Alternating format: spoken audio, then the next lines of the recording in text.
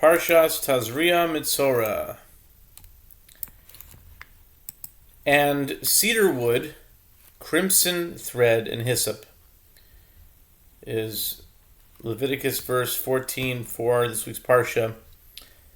For the tzaras, a nega, a skin, leprosy.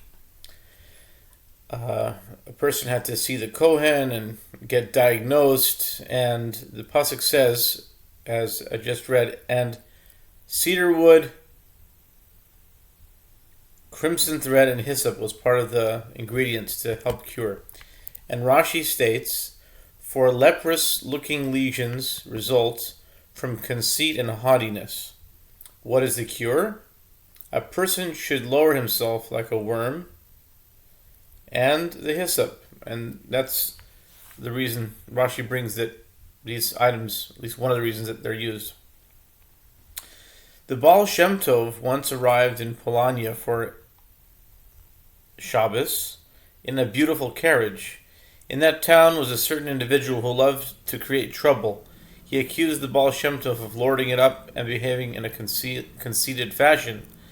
The Baal Shem Tov replied to him, once there was a king who let it be known that he was searching for the elixir of eternal life. Hearing about the king's quest, a wise man came to him and said, I have the elixir of eternal life. Where is it? Where is it? Said the king in great excitement. I will pay you anything for it. Replied the wise man, you need pay me nothing for it, but it will certainly cost you. The king's brow furrowed. Where is the potion? He demanded. Said the wise man, if you humble yourself and distance yourself from all conceit, you will have imbibed the elixir of life. The king took the wise man's words and fulfilled them to the letter. He behaved like the epitome of humility, to the extent that he actually ceased riding in the royal carriage and followed behind it on foot, along with his servants. However, the more he did to humiliate himself, the more he heard this little voice in his head saying, you are the most incredibly humble person in the whole world. Look at you. You are a great king, and yet you walk on foot behind your carriage.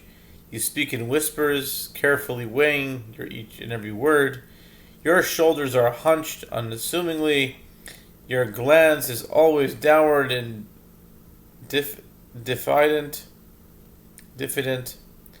You are truly fantastic. He sought out the wise man and told him of his problem. The wise man explained, walking behind the royal carriage is not what I had in mind. I meant you to go up and sit in your carriage, that everyone should continue bowing to you and treating you with royal deference. And in spite of that all, in your heart of hearts, you should still feel humble and small. That's a much more difficult thing to do, but that is true humility. Have a great Shabbos.